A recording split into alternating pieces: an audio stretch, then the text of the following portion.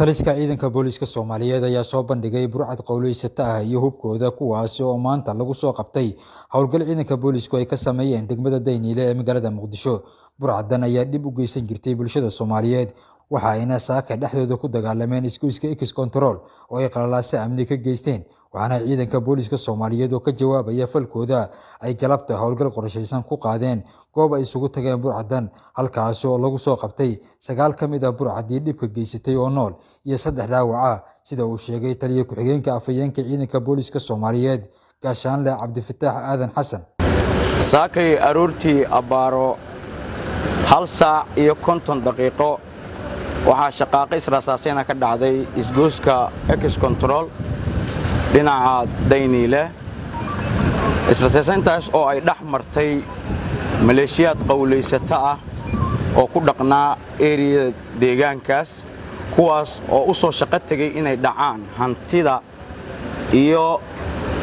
maalka ummadda Soomaaliyeed ee areadaas ku ganacsata markii ay dhici wixii bilaaween ayay dhaxdoodii ka tafatay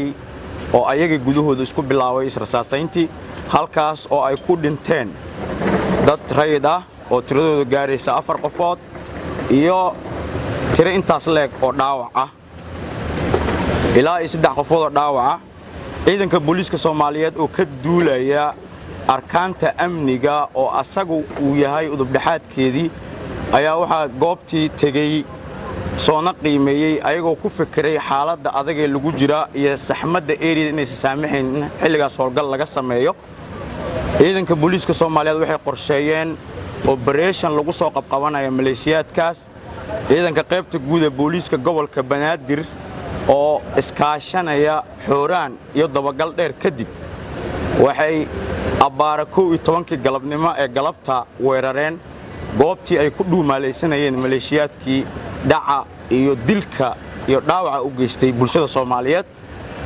waxayna gacanta ku soo dhigeen qaar ka mid ah oo kaamirooyinkiina ay qabanayaan iyo hubkii ay siteen oo ay ku dhibaateynayeen bulshada Soomaaliyeed waxaana la horgeyn doonaa sida ku cad nidaamka u yaala xeerarka amniga ama xeerarka habka qaabta Soomaaliyeed cadaaladda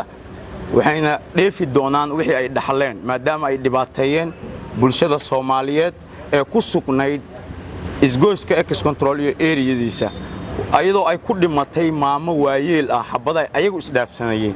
mana aqbali doona hadaan booliska Soomaaliyeed mana yeeli doono shakhsi dambe